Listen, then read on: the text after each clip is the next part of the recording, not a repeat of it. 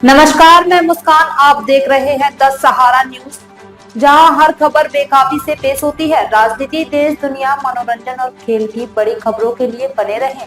आज समाजवादी पार्टी का प्रबुद्ध महासम्मेलन में पहुंचे सांसद चंद्रशेखर आजाद। कार्यकर्ताओं को संगठन के विस्तार के लिए दिए निर्देश।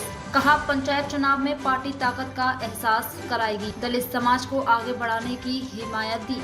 महासम्मेलन में चंद्रशेखर आजाद ने अपने बयान में क्या कहा, आइए सुने। आज भी इतना भेदभाव है, इसका जीता जागता उदाहरण सुनो।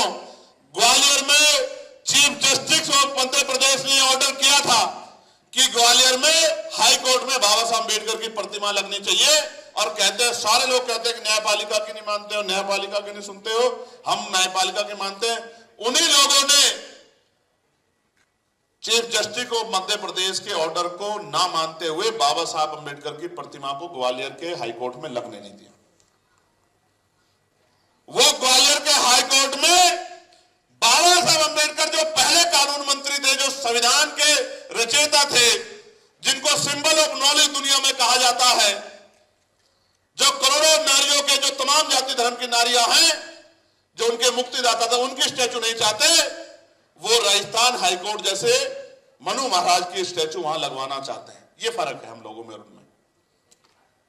हम न्यायप्रिय लोग है कि आप किसी को उसका पक्ष सुने बगैर आप उसको दंडित नहीं हो, सेक्रेटरी हो, किसी भी जाति, किसी भी पोस्ट पे हो, आपकी जाति कभी नहीं जाती।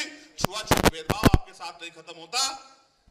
आप महसूस कीजिए, इस व्यवस्था में जहां आज भी इतना भेदभाव है, इस आरक्षण की वजह से पाल, प्रजापति, कश्यप, मौर्य, सैनी, कुशवाहा, राजभर, बिंद, केवट, मल्ला, जाट, गुर्जर, यादव, कुर्मी, तमाम बैंक काम ही नहीं किया। मैं जिस कमेटी में हूं, हमारे साथी जानते हैं, रिपोर्ट बन रही है, अगले 2-3 साल के अंदर रिफॉर्म होगा और पुलिस के भाइयों की भी जो समस्या है उनको भी हम लोग खत्म कराने का काम करेंगे। ये भी मैं आपको विश्वास दिलाता हूं। तो देश में चाहे निजीकरण के खिलाफ लड़ाई हो, समाज तो बेचारा आराम से घर बैठा, रास्ता कौन दिखाता है? ये प्रबुद्ध समाज, कि भाई ये जैसे निजीकरण के जरिए आरक्षण खत्म किया जा रहा है, कौन चर्चा कर रहा है? प्रबुद्ध समाज।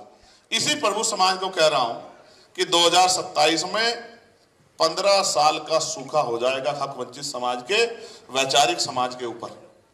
15 साल का। और 15 साल में तो बड़ी से बड़ी बिल्डिंग है, उसकी मरम्मत ना हो तो वो जर्जर हो जाती है। आप क्यों नहीं उठ के जागते हो यार?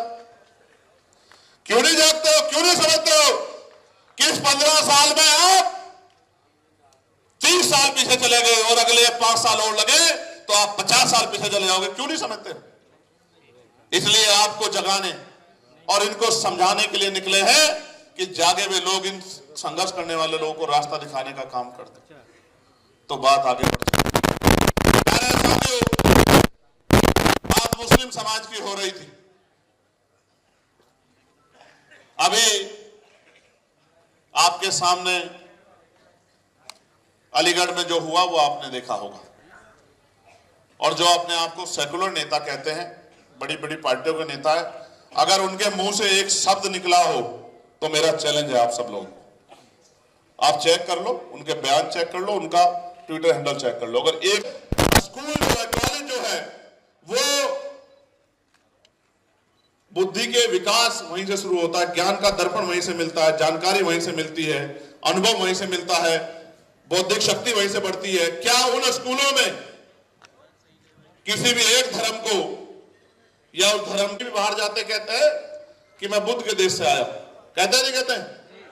और वो ये भी कहते हैं कि हमें युद्ध नहीं चाहिए, हमें बुद्ध चाहिए। बड़ा सुकून पड़ती है, ठंडक पड़ती है। लेकिन आप देखो 1949 का जो बीटीएमसी एक्ट है, जो अन्य धर्मों के लोग रखे हुए हैं, तो हालात ये है कि बौद्धिस्ट अपनी धार्मिक उपासना को भी वहां आराम से सम्मान पूर्वक नहीं कर पा रहे हैं, अपने सांस्कृतिक कार्यक्रम को भी सम्मान पूर्वक नहीं कर पा रहे हैं। अगर सोचो जो वक्त पे किया, कल आपके यहां भी होगा, मेरी बात को याद रखना। हम तो दूर तक सोचते, हम जानते हैं बारी बारी करके नंबर सबका आएगा, हमारा आ गया है, आपका आया है, फिर जैन भाइयों का आएगा, सिख भाइयों का आएगा, ईसाई भाइयों का आएगा, एक एक करके सबका नंबर आएगा।